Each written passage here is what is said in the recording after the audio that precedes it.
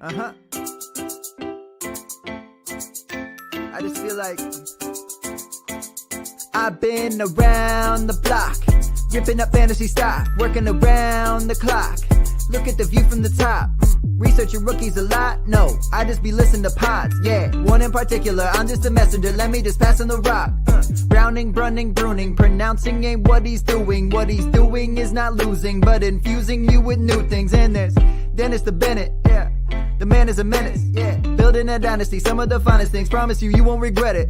Sly as a fox, cultured in pop. Give him his props. Here is a thought, here is a box. And you cannot compare them at all, so don't even try. Careful with the news, but when you use a take, I take up Tony Fire. I mean Dyer, because anyone else is a huge mistake. Whoa, fantasy round table, fantasy round table. Yeah. Fantasy round table, come take a look at the crown, baby. Hey, fantasy round table, fantasy round table. Woo. Fantasy round table, come take a look at the crown, baby. Go.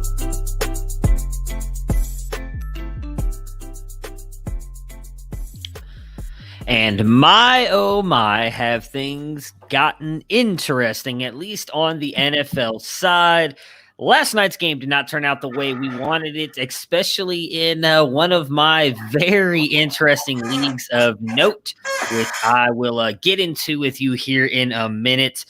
Matt, not a great game last night, but I think that's really actually on par for what we saw all of the week. It really was a lot of studs coming up short for us in our fantasy playoffs. The season, my goodness, I can't talk. The week ends with a dud. We are on to the finals. How are you doing today on this beautiful Tuesday? Yeah, this second half of recaps might be the What the F edition, because it starts with the What the F were the Jets thinking and ends with What the F is wrong with Pittsburgh. Yeah, it's oh, how the mighty have fallen. And now, being a Browns fan, I hate the Steelers to begin with, but loving how much shit their fans were talking earlier in the year when nobody was giving them respect when they were, I believe it was 11-0 before they lost their first game. And now I'm just wondering, where are all of you Steelers fans at now? Because there's a whole lot of talking about how your team is not okay, but we will get to them in a minute. Let's start with where we left off yesterday, which was the Jets pulling off the upset on the Rams 23-20. Sam Darnold, 14 points, Ty Johnson, 17, and Frank Gore, 13. What were the Jets doing yesterday? I mean, I'm pretty sure they wanted Trevor Lawrence, or maybe they got so self-conscious about Trevor Lawrence talking about wanting to go back to school that they just decided, hey, let's just go ahead and go out there and win a game so we don't look like a bunch of idiots. Yeah, the Trevor Lawrence thing would make some sense if we were talking about this, if we were looking for like a logical, rational reason. But the Jets, they've been in a lot of games, and arguably they should have won that game against the Raiders had they not kind of zero blitzed. One of the best memes yesterday was that that classic meme of Wolverine looking at a picture, and you see what the picture they grabbed Fireman Ed's face onto Wolverine, and he's looking at Greg Williams, defensive coordinator. Part of it could be that they are likely going to save themselves potential heartache and embarrassment, because it seemed like Trevor Lawrence was pretty set on not going to the Jets organization. And now that looks like, that'll be Jacksonville's problem.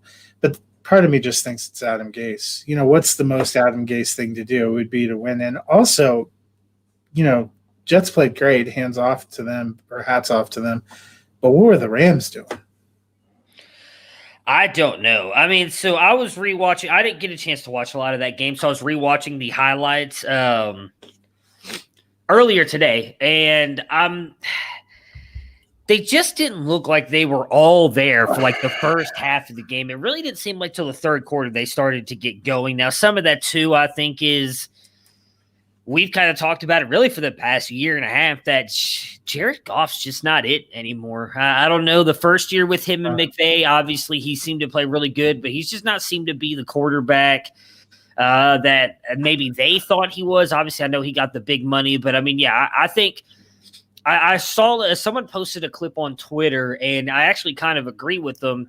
You see all these Jets fans talking about how pissed off they are that they won the game and they cost them Trevor Lawrence. And it was Kyle Brandt from Good Morning Football who said, you should not be mad at the Jets players. Be mad at the Rams players who should have won that game and didn't come out there to play. They're the ones that cost you Trevor Lawrence.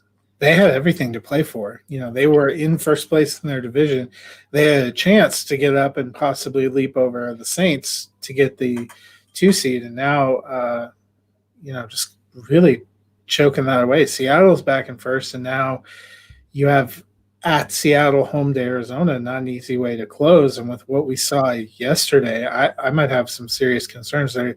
They're going to be without Akers in week 16. Looks like he's sort of doubtful for week 17 too. May not see him again until potentially the playoffs. So that was one of the kind of bright spots emerging on offense. They got beat down mentally and physically yesterday by the Jets at home. That's got to give you pause going into the playoffs. Yeah. It's just, I don't even know. I mean, they have a massive game coming up. It's not next week. It's the week after they get Seattle, right? Which I believe is no. They're playing Seattle this week. Oh, this week. Okay, so Arizona next week. So that's got to be the game then. I would think is this week right here. Do they? If Seattle wins, they've got it because they'll be 2 up with 1 to play. Well, yeah, that's what I'm saying. So, Los Angeles has to come out and win this game this week. There's no more messing around. So, I don't know. Well, then it's fair for them to worry. Now you're talking about not only did you lose potential opportunity to go up to see if you could get the 2 seed, you could slide all the way back to the 7 seed and be on the road at New Orleans to open the playoffs, because I don't think that Arizona game's a gimme either. We talked about those teams being close. We thought they were going to split when the Rams beat Arizona at home. We thought it was bad for Arizona. Maybe not. The Rams do not play well in their new home stadium. Yeah, I don't. I mean, I think that's what I was about to say, though. It kind of seems like it's on par for the Rams this year, though. They're winning games that we don't expect them to win, and they're losing games we don't expect them to lose. So it's going to be interesting what happens the next 2 weeks. I think they're obviously going to make the playoffs, but being that top where they would have been, I think, the 3 seed, because I don't think they would have caught New Orleans, or I guess they would have been tied with New Orleans if they went and lost yesterday. So yeah, I don't even know. But Goff 15 points, Akers 7, Woods 21, Kupp 8, and Tyler Higbee 16 points. Obviously we're just talking about what they've been doing. Do you think that they bounce back against Seattle? Because I guess the one thing you could say is Seattle hasn't been playing much better either. They've really kind of seemed to hit a funk as well. Yeah. I mean, 2 enigmatic teams. They beat Seattle in the first matchup. Seattle's now 10-4, so they're game up. If the Rams win, they not only go back into a flat-footed tie, though, to take the top spot in the division, they also own a major tiebreaker. So I don't know. It was just such a surprising, how many people saved the Rams in their confidence pool and picked them against the Jets and just got murdered on this week. In one that I'm in at work, and it was like 45 people in it. I was out earlier in the year, but I know they were talking about it yesterday at work, and there was 4 people left, and the dude who got eliminated this week, so who was number 5, got eliminated because he picked the Rams to survive against the Jets, and obviously they didn't, and so it dropped down to 4 people, and I was like, that's just got to be a horrible feeling, which also just made me think about Pigskin Pick'em, which I hope we get to talk about tomorrow, because things are getting very interesting in our little Discord channel group chat, as I looked at the other day. Anyways, on to the Cardinals and the Eagles, which turned out to be a very good game. The Cardinals win 33-26. Jalen Hurts, 37 points. Miles Sanders, 10. Greg Ward, 17. The Eagles lose, but Hurts continues to look like the real deal. What does this mean for Philly, in your opinion? I mean, Hurts, you said they were going to have a problem. If Hurts came out at the end of the season and looked good, it would be hard to imagine him looking much better than what he's looked coming out. They didn't win that game, but not because of him. He had 4 touchdowns. He was in it. He was battling Kyler Murray blow for blow. We also saw this week Carson Wentz supposedly come out and say he won't be a backup. So It's going to be a long offseason in Philly.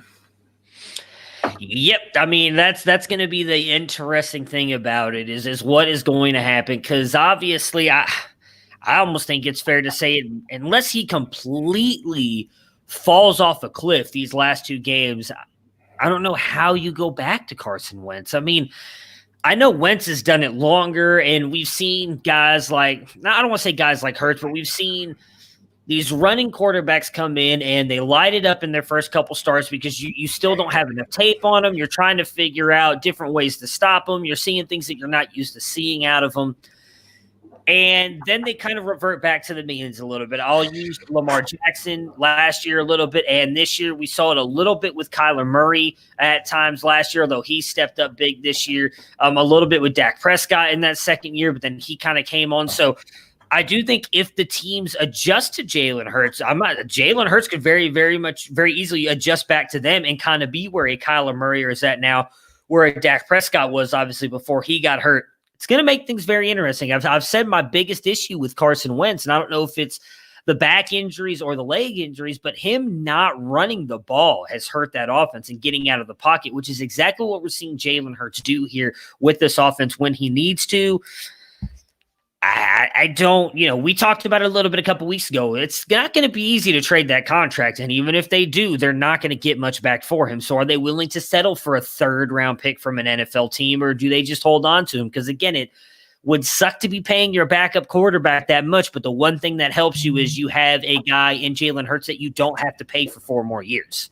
So you're somewhat lucky in that aspect. Yeah. And I guess it's also going to depend on what changes end up coming to Philly and who they want to build around. Yeah, I mean, I was listening again to Sirius XM, and there seemed to be still a lot of talk that likely – there's a lot of talk, I think, that, or at least in the Philly area, they think that Doug Peterson's gone. So, again, I still think that's a little – I mean, he's not that far removed from winning the Super Bowl. They've been in the playoffs every year. Yeah. Well, remember, that's what I brought up when we talked about it, because be careful what you wish for. I mean, I think we've talked about the trade this season. Had Jim Caldwell, who was above 500 every season. They booted him because they thought they could do better, and they haven't seen 500 since. Well, not only Jim Caldwell, I'll go right back to look at what you did in Philadelphia, which granted Andy Reid was there for a much longer time, but you boot Andy Reid, and then he goes to Kansas City, and look what he does. And the one thing we also talked about when we brought this up a couple weeks ago was I forget his name now. Is it Rosen, the GM? Howie Rosen. Howie Roseman. I couldn't remember his first name. I posted it in our chat. We have not talked about it on the show yet. That obviously, very quietly, apparently a couple weeks ago, they brought in John Dorsey to do some stuff on the GM side and help out. I would say I don't know if that'd be a bad move. The biggest issue with John Dorsey is he's not helped teams when it comes to their cap situations. He did pay a lot of players that probably didn't need to get paid in Kansas City. Kind of did the same thing in Cleveland, although I will say, at least right now, and when everybody was kind of shitting on John Dorsey for the Baker Mayfield pick last year, looking like that was a damn good pick this year. And everybody seems to forget he was the one who picked up Nick Chubb as well in the second round when everybody was kind of like, we don't really need a running back. Well, Nick Chubb's been phenomenal, and a guy that looks like you can build around. Denzel Ward, when everybody said that they should go and grab Bradley Chubb. Everybody thought the Browns were going to take Bradley Chubb. Nope, they go ahead and take Denzel Ward. I don't know if you guys watched the game the other day. Denzel Ward has been shutting down everybody he's played against this year except for the game that he got hurt. And even then, I believe he's given up – earlier in the year, he was leading the league in giving up touchdowns, and it was 4. And it each happened on one play a game. And then after that, he wouldn't allow anything else. Since then, been one of the best cornerbacks in the league. So John Dorsey I think, did more for the Browns than people want to give him credit for. Obviously, Barry and them have been the ones that turned it around.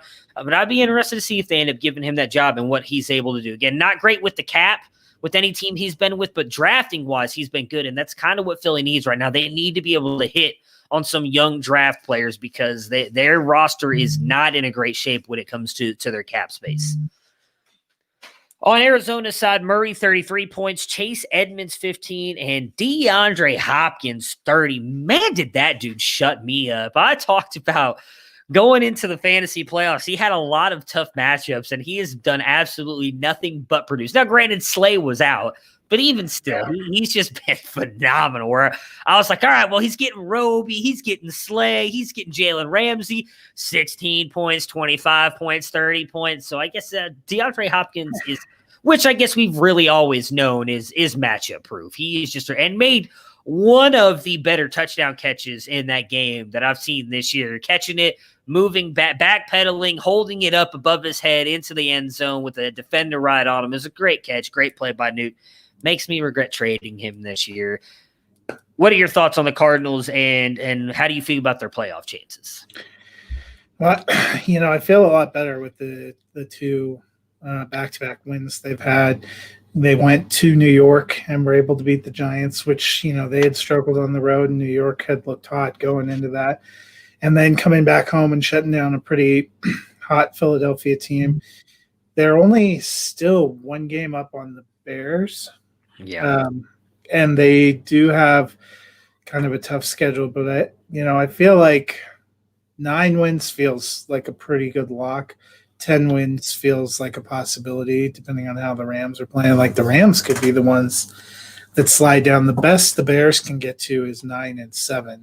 Yeah. So I think if you're at 10 wins, you're pretty safe. And they're 8-6 right now.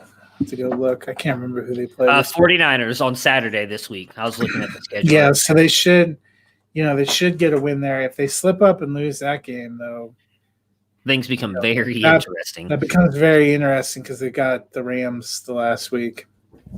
Yeah, that's what I'm looking forward to. I'm likely going to be spending Saturday at my mother-in-law's house with my wife's side of the family, and they like to do a whole lot of stuff. And I already told my wife, I was like, just expect to see me sitting in the corner with my laptop watching games, and I'll just be working. I'll be working. You guys do your thing. I'm excited. There's a nice little slate of games on Thursday, and we have a game on Friday as well. It's Christmas Day, right? No Thursday game. We got the Friday game.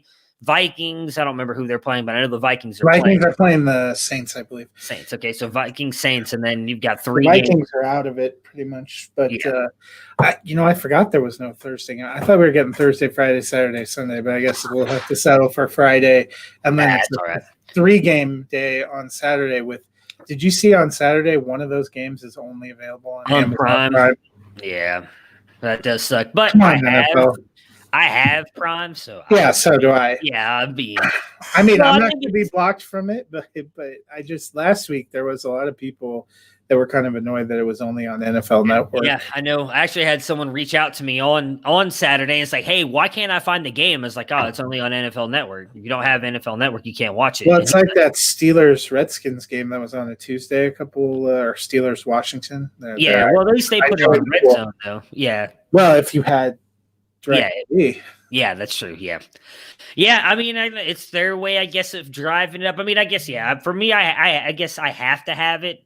Technically, I guess I don't have to, but being a Browns fan in Texas, if I want to watch the Browns, I have to have Sunday tickets. So it just kind of, unless I just wait for the couple times they're on national TV. So the Chiefs beat the Saints this past weekend, 32-29. Mahomes, 25 points, Bell, 14, Hill, 17, and Kelsey, 22. CEH got injured and will miss the regular season. They are expecting him to be back, though, for the playoffs, which makes a little bit of sense because they've pretty much locked up their first round bye. So they've got an extra week before they get him back. However, is this a big blow to you for their playoff chances? Well, I actually liked what we saw from Le'Veon Bell, and you kind of got the sense that that's why they went and got him. I thought he looked good, running pretty hard, had a touchdown. I don't think running is their big thing. I hate to say it, but I almost think it doesn't matter for them. Probably matters more for fantasy owners. Yeah. Yeah, anybody who has CEH, and if they made it to the next round, is probably he hasn't been great, but still he's been low-end RB2-ish, so losing him definitely sucks. I think the one thing I took away from this game, because I was watching this one pretty closely, I feel like the Chiefs are more beatable than people are giving them credit for. Yeah. Everybody keeps talking about the Chiefs as like this juggernaut of a team. I kind of feel like they're pretty beatable. They've gotten a little. Well, I mean, the Saints should have beaten them if they would have. If that guy falls on the ball in the end zone instead of knocking it out. That could be a wholly different game. And also, I think they put Breeze in. I'm sure we'll get to it, knowing that he was going to have rest to knock off. I think if you see, if we rematch this game in a couple of weeks, I don't know if it goes down the same. Yeah, which Breeze did look rusty. Comes in, though, with 19 points, Kamara 18, and Emmanuel Sanders 11.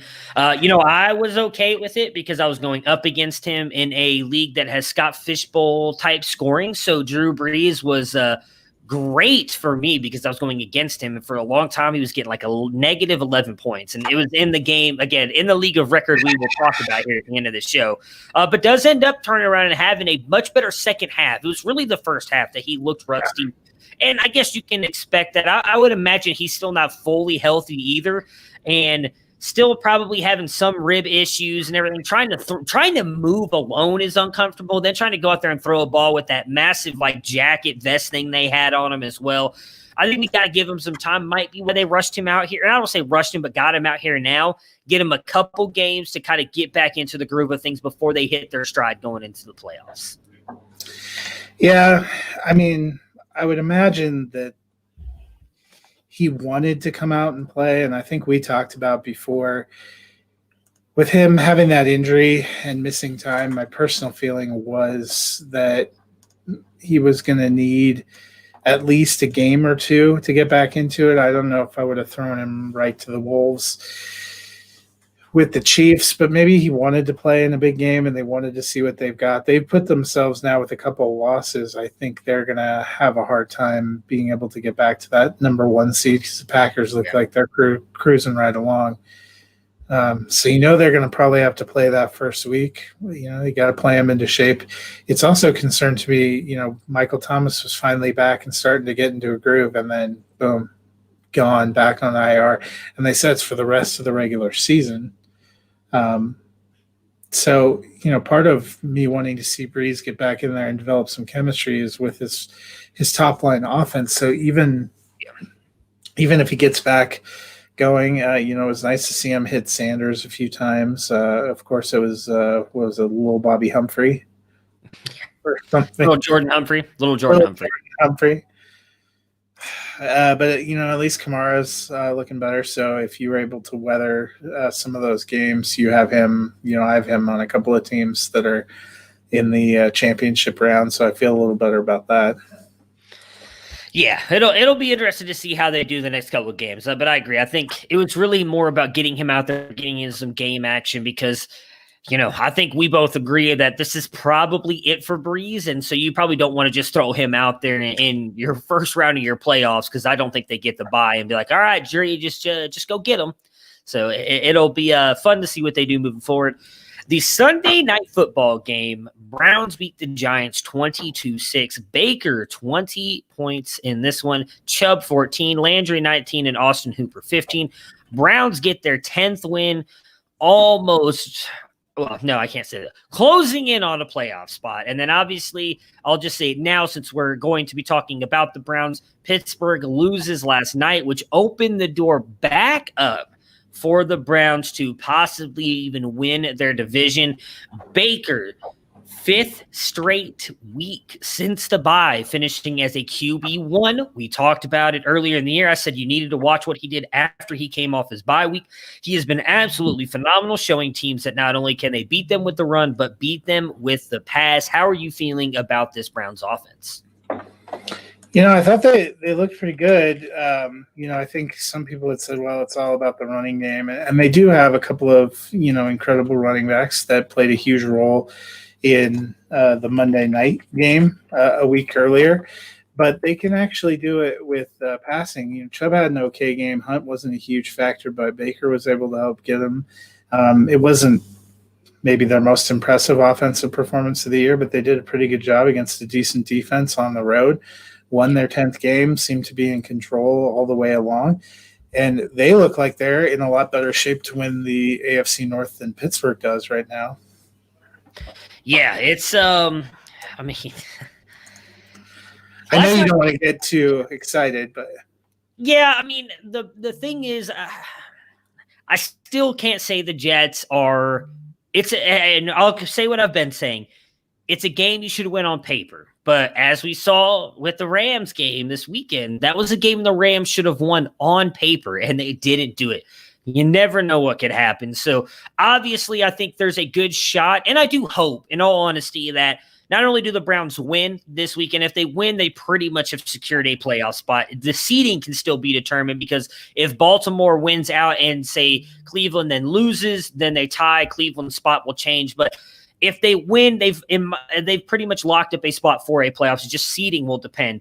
I do think, obviously, it would be a ton of fun if Cleveland did win against the Jets on Sunday and then the Steelers lost, because then you're setting up a massive game in Week 17 where we only usually get a couple of those a year, right? Where you go into Week 17 and say, all right, well, this team's fighting for a division or a playoff spot. And I couldn't even tell you the last time the Browns won the division, much less had a home playoff game. It was 10 years ago that they were in the playoffs. I know it was 18 years ago in the first round of the playoffs. They played Pittsburgh in Pittsburgh. I remember that game as we had old Kelly Holcomb at quarterback, Dennis Northcutt at wide receiver is one of my favorite players. And the Steelers ended up beating them by 3 points. I don't remember the final score, but I remember that they beat them by a field goal.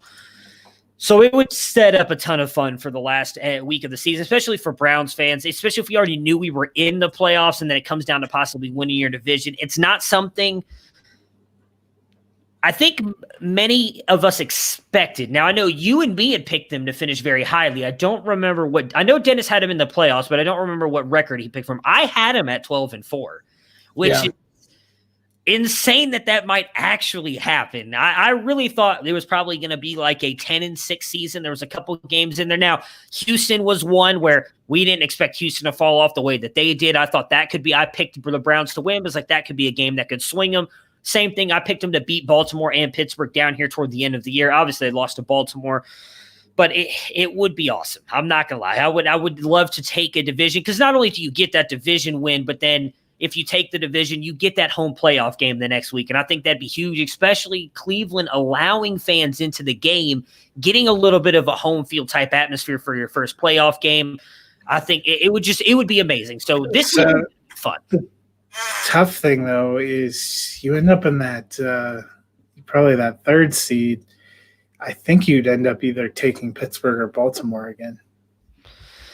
Yeah, that's what a lot of this stuff was saying, that if Cleveland won and Pittsburgh lost, and then going into last week, Cleveland won and then Pittsburgh lost, obviously, it would drop Pittsburgh down to, it would be a rematch of Cleveland-Pittsburgh. But you wouldn't feel bad about that. I'd be more Cleveland-Baltimore. I think they match up better with Baltimore, if I'm being honest. But because Pittsburgh's defense scares me more than Baltimore's does. We saw what Cleveland can do, and I really think that, again, maybe I'm biased here in saying this, but I feel like if Cody Parkey doesn't miss the field goal and the extra point, the Browns beat Baltimore a couple weeks ago, because that's the game changer. I don't think Lamar drives down the field and scores on that drive. So that's why I'm excited for the Week 17 matchup, because I want to see, again, I've mentioned it earlier in the year, Baltimore and Pittsburgh were the only two games I felt like Kevin Stefanski got outcoached. And we saw him make those adjustments against Baltimore, and they looked like a completely different team against Baltimore. I'm interested to see what they look like now against Pittsburgh, because Pittsburgh and Baltimore's defenses run a lot of the same schemes. So can Cleveland find the success against Pittsburgh they did against Baltimore? The one thing I do like about the Pittsburgh matchup is I think Cleveland's defense matches up with Pittsburgh's offense better than it does Baltimore's. That is the one thing I will give you, because Big Ben ain't running 50 yards and getting a touchdown like Lamar Jackson was able to. So it's definitely going to be a good game. I'm excited for it. I just need, obviously, things to go, even if they don't go that way, even if the Browns win and then Pittsburgh beats Indy, whatever. If they just make the playoffs, I'm happy with that right now. It's something I hoped was going to happen last year, and it didn't happen. So on the Giants side here, Slayton 11 points, Ingram 8. So pretty much over for the Giants at this point. I don't see any way they get in. Yeah, because now they're 5-9. You really need Washington to drop both of its last two games, probably, to get back up. and they just haven't looked that great. Yeah. So I think, it was a fun story to talk about. I do think we should give Joe Judge some credit. He definitely has hung in there. He's developed a somewhat better team. They're just missing some pieces. They need to get healthy. Saquon Barkley being there is a real difference maker. I mean, we've seen what they've been able to do with Wayne Gallman running the ball. I think we would all agree Saquon a little bit of a better talent. They probably need some more offensive line help. Daniel Jones hasn't taken incredible steps forward, but I don't think he's taken incredible steps back. It's weird. I thought this was going to be a big year for Jones and for Drew Lock to step up and show us something, and I don't really feel like we've gotten great clarity for either of those guys. Yeah, that's another. I would be shocked if they move on from Jones, especially because I don't think they're going to move on from Gettleman. It doesn't seem like that's changed all of a sudden. So I don't think they should move on from Daniel Jones, but it just he hasn't quite taken. What's starting to worry me is are Daniel Jones and Drew Lock a poor man's Marcus Mariota and Jameis Winston? That could be possible. I mean, the one thing I'll say about Jones is this is what his second system this year, right? He had a different coach. Yeah, because he had Jason Garrett. Yeah, Shermer and then now Garrett. So, I mean, that's the one thing I've got to say because I read it for Locke. Yeah. Locke went from I can't remember who we had that we got from San Francisco to now Pat Shermer. Yeah. That's the biggest thing. I feel like we need to pump the brakes a little bit on some of these quarterbacks. I was reading an article that Mary Kay Cabot did earlier today while I was waiting to do something for work, and it talked about like how difficult it was last year in learning a whole new offense, and then you're doing that same thing again this year for Daniel Jones, Drew Lock, Baker Mayfield in a completely different offseason. If we had a regular offseason, I feel like I would have the concerns that other people had about those guys, but you had to learn entire new systems over a computer. It's all great, fine and dandy to look at plays in a playbook and on a computer and how it's supposed to work. But if you're not able to be out there and actually playing it, getting live game reps, it's hard to implement those plans. And even with the limited practice times when you came back, there was limited times you could be in pads. A lot of those guys weren't going full tilt anyways because they didn't want to didn't get any injuries. So I'm not going to panic on Jones. I've seen enough out of him at times to think he's got a bright future. Hopefully next year, I think, is the year. I mean, in my opinion, I think Baker solidified himself. And I think you can say the same thing about Locke. Locke's shown you brilliant moments, but I think you have to give him a little bit of a pass this year and be like, all right, next year is that year for them, kind of like the third year was for Baker. This is their year. They get hopefully a full offseason, then training camps, full preseason games, and then we can see what Locke and what Jones can do with those teams. Well, and if they can have their offenses healthy, because Locke, too, I mean, he hasn't had Cortland Sutton all year. They went and paid a right tackle 2 seasons ago who gave him a couple of games in 2019 and opted out.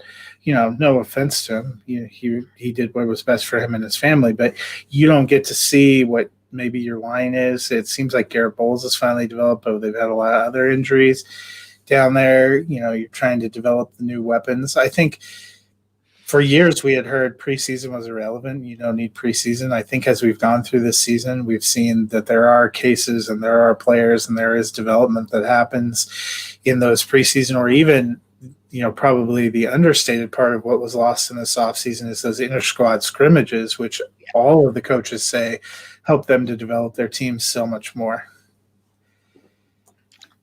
We also had a massive bomb just dropped news-wise, so let's go ahead and get through this game really quick so we can touch on the news subjects before we get out of here. Bengals beat the Steelers last night 27-17. Pittsburgh, Big Ben, 6 points. Benny Snell, 19. Deontay Johnson this time, not Deontay Dropson, 19 points. Deontay looked good last night. Third straight loss for the Steelers. How much trouble would you put them in knowing they have Indy next week? How do you feel about them possibly winning or losing that matchup? Because I do think regardless, if they win the game against Indy, they're set as the AFC North champions. There's no way that they can get that taken away from at that point. And that's the biggest thing, I think. Well, I mean, I said it on Twitter last night. Pittsburgh said they were going to come out and make a statement. If last night was coming out and making a statement from Pittsburgh, the statement is you should bet on anyone else in the playoffs. They didn't look good, and it's not like they were playing an incredible team. I would actually be much more concerned because they have playoff teams that they have to play the last 2 weeks. Washington, we kind of hope will get into the playoffs, but they haven't looked exactly great. Buffalo, okay, the Buffalo one you might have written off. Buffalo's an ascending team. They didn't look very good, but sometimes that happens.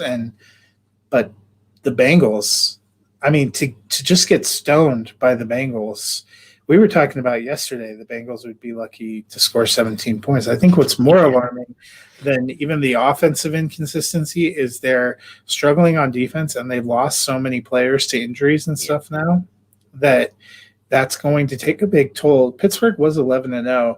They had the worst point differential of any 11-0 team in NFL history. That should tell you something. They weren't really dominating these games. They were winning games. And sometimes your close game luck, maybe they just got all their close game luck early in the season and now they're sliding down. But that to me was alarming. Losing to Washington wasn't great. Losing 2 in a row should have been a wake-up call. Losing 3 in a row and losing going away to a 2-10-1 team playing a quarterback that their coach desperately tried to play anyone but him should give them all a moment of pause.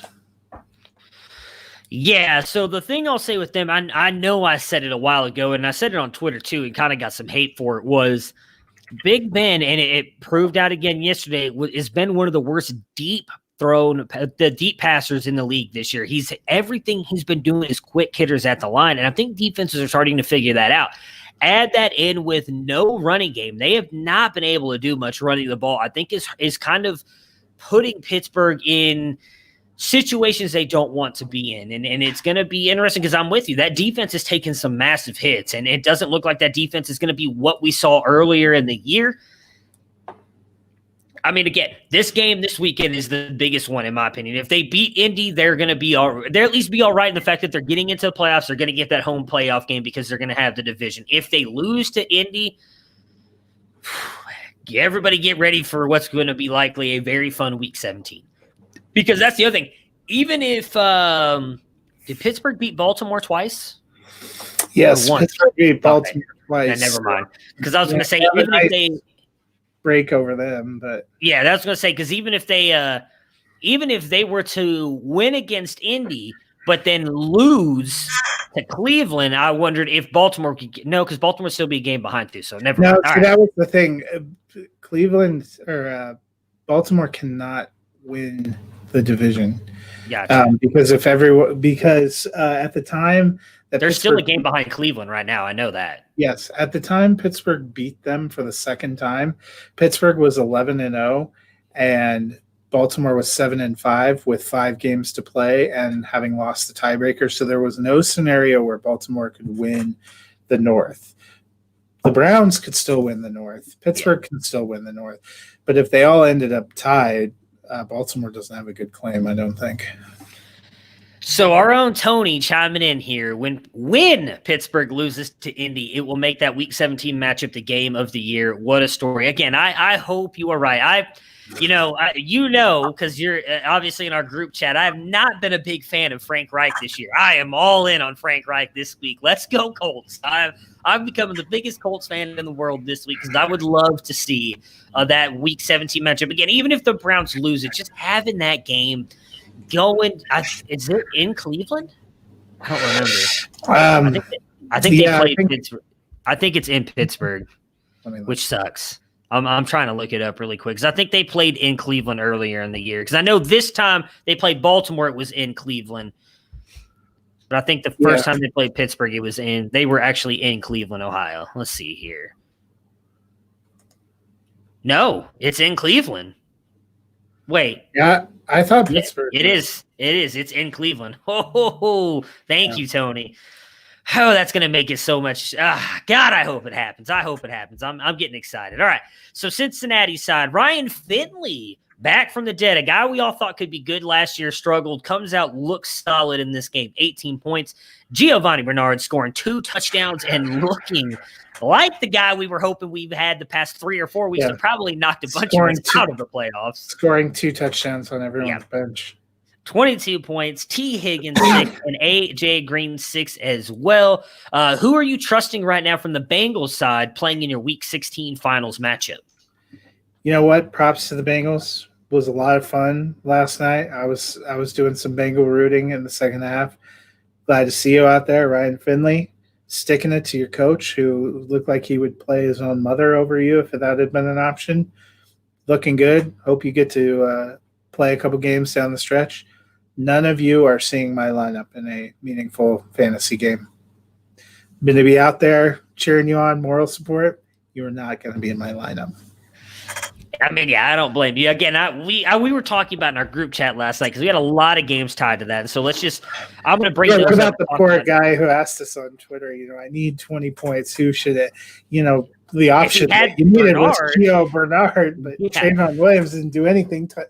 Tyler Boyd got knocked out, which we gave him Higgins, which in fairness, it looked like it could be a Higgins game. He got all of his points in the first half and was looking good, but then they leaned so heavily on the run in that second half. That's what cost him. I mean, Finley was good running. I guess if you were in desperate straits in a championship game, you have to have better options at quarterback than Finley. And honestly, I'm not riding the Bernard Higgins Boyd roller coaster. One of them will have a nice game. Yeah. Good luck picking which one. Well, so that's the funny thing. So in my main Dynasty League, my best friend traded for Joe Mixon earlier in the year, and I had Giovanni Bernard. And when we were getting close to the trade deadline, it was right around the time that Mixon got hurt. And I was actually playing Bernard most weeks because he was actually pretty good back then, or at least getting you decent RB2 points. So he was like, hey, I need Bernard. What do you want from him? And this is, again, a league of dinosaurs where we still have trade vetoes. And I was like, well, because he was like, I'll give you a first for him. And I was like, well, as much as I'd love to take your first, I know it's going to get vetoed.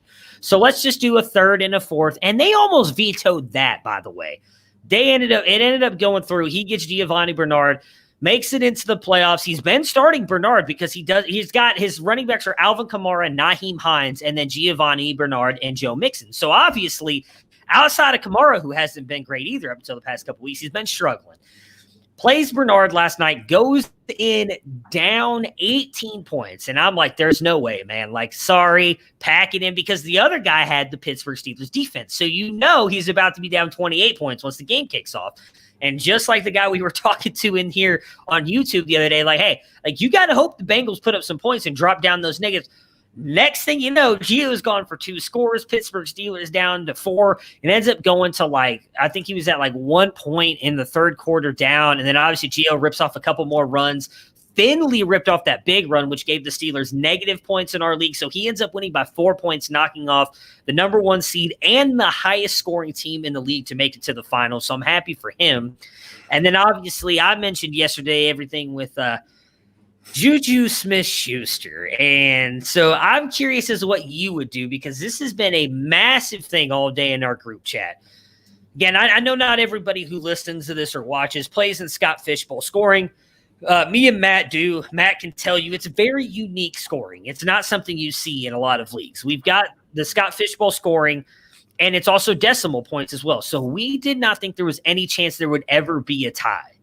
Well, yesterday, the dude that had Juju gets the 3.5 points. We finished both tied at 156.8. And we never put a tiebreaker in place because we never really thought about it. So there was 3 options that were thrown out there. Now, the dude who has Juju is losing his mind. And much respect to Alfred, but I mean, he's tweeting at the NFL. He's tweeting at everybody you need to fix it, the stat issue and all this stuff. And what stat issue?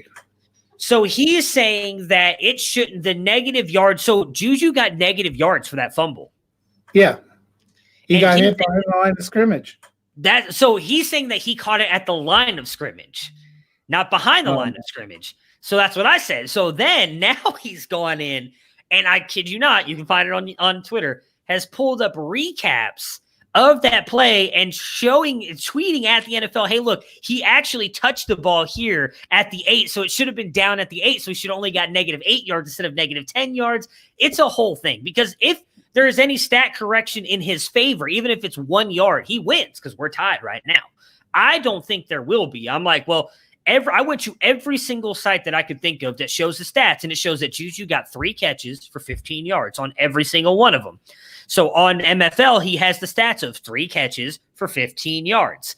So that, and I even told him, I was like, look, we don't even do lost points for fumbles in this. So you didn't even get negative points. Had you gotten a negative point for that, you would have lost to me. So we came up with 3 options, and I'm curious to hear what you said because he's kind of going crazy about it. I think this is fair because we didn't come up with the tiebreaker.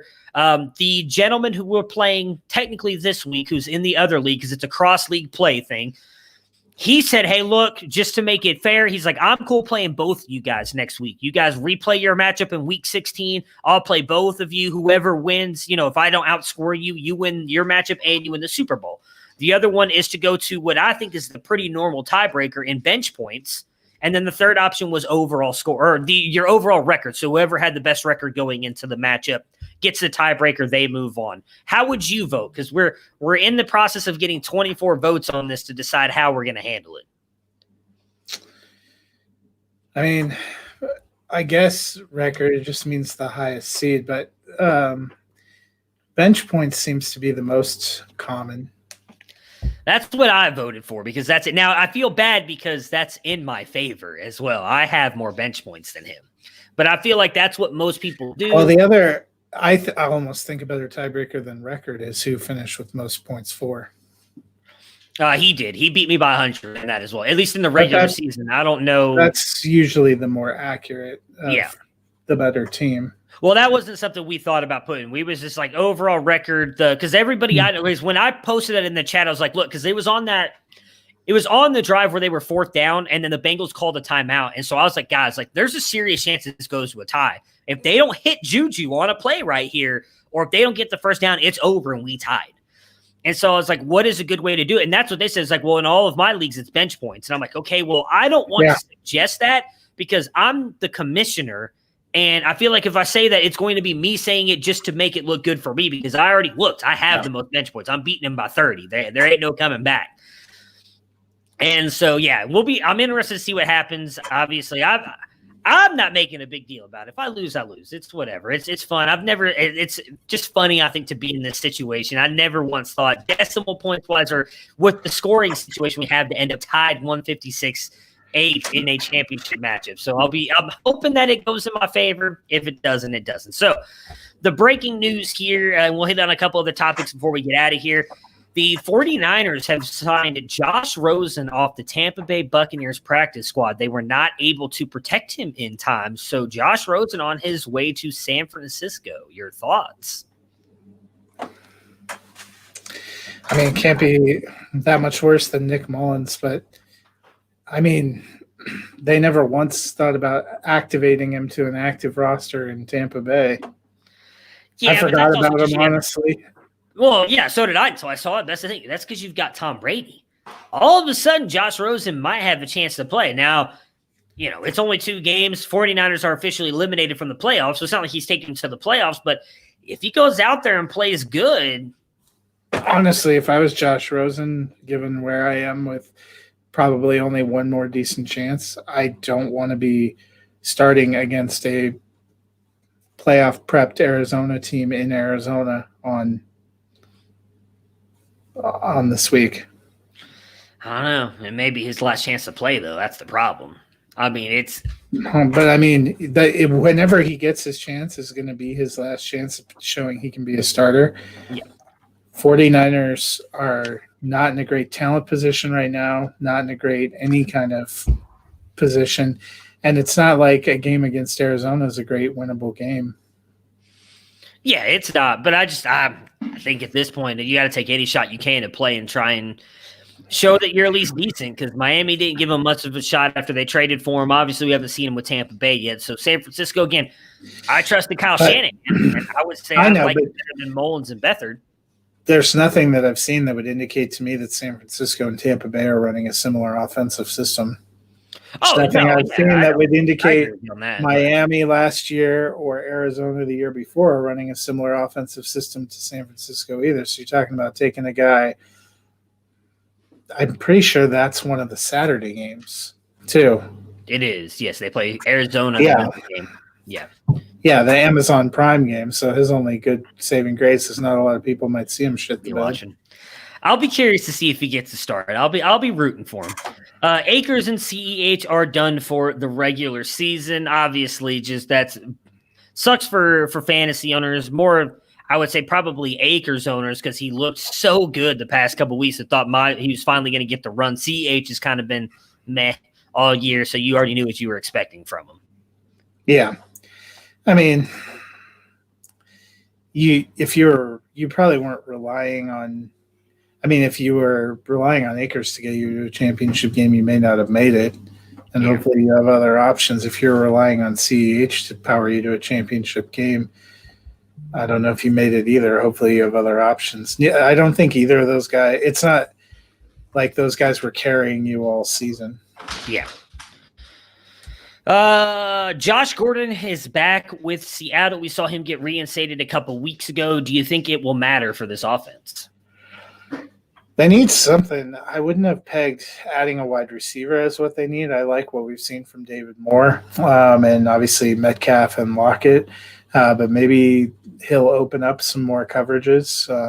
Be curious to see what they get from him. Yeah, same. I've been a big fan ever since he did what he did in Cleveland. I hope he gets another shot. Hopefully he can make a stay here in the NFL for a while. And then last but not least, Ito Smith has been announced as taking over the job for Todd Gurley. Probably a little bit too late on this one. Gurley has really been struggling, really just seemed to be that kind of goal line pounder. I don't know if this means much even for fantasy. He's a guy who can play as a flex play, but I don't see Ito Smith being the guy next year. So I'm staying away from the Falcons' backfield. It looks like you skipped over my favorite of the news headlines. Did I? Oops. Mr. Dwayne Haskins. Oh, yeah, I did. Hits a strip club. The moment he looks like he's maybe figuring it out on the field, goes right out and violates all the COVID protocols and any sense of sanity and goes to a strip club. I mean, come on, man. He's like, what, 21 years old, 22? Come on, man. You got to think, though. I mean, you finally get a chance to get back starting. Ron Rivera is not a guy that gives you infinite chances or takes things lightly. It's confounding. And then he has to issue that public apology. Yeah, I mean, I don't know, man. I can't fault the kid. I mean, I don't know what I was doing dumb shit at 22 years old. I just not a starting quarterback in the NFL, so I have cameras on me. So it's one of those things. Like, I get it, and you're right. And especially with that, you're a starting quarterback in the NFL. You show up to a strip club, people are likely going to take pictures of you. You got to. But, I mean, let's be honest. Okay, so is everybody making a big deal about this because he didn't have a mask on? So if he was at a strip club and had his mask on, we're all okay with it? Like, I mean. No, I mean, I'm pretty sure they're not allowed to go to those kind of things, period, per the COVID protocol. I think there's. But yet everybody was getting hit for being at a Deshaun. That nobody's talking about how there was a ton of players caught at a Deshaun Watson house party with no masks on this weekend. There's been players all over the place. Was it the Raiders had that big thing earlier in the year as well, and none of them had masks on? Like, just nobody's making a big deal out of it because pictures didn't service. Like, Dwayne Haskins got caught with a little bit of arm candy and no mask on at a strip club. Like, it is what it is, guys. I don't think he's going to get another chance in Washington anyway. I honestly think he needs to move on. That was the thing when he came in yesterday or Sunday. I thought he showed some poise. He looked like he was playing better. Got some positive comments. I thought, maybe it was a step forward to him. It's just like, you get one step forward and 3 steps back. Yeah, but I mean, that's the thing we talked about, though. Earlier in the year, his best game came when he was playing against Baltimore, and they still pulled him. And they're like, no, we're done with you. So I don't know. I'm not going to hate on him too much. Was it a bad decision? Yes, but you know what? I made I've made bad decisions last week as a 33-year-old. So you know what? It happens. He's 22 years old. I'm not going to hate on him too much. All right, that will do it for us today. We will be back tomorrow with Dennis, probably a little bit later. Not sure. Can't remember. I think Dennis is off tomorrow, isn't he? Yeah, he's off.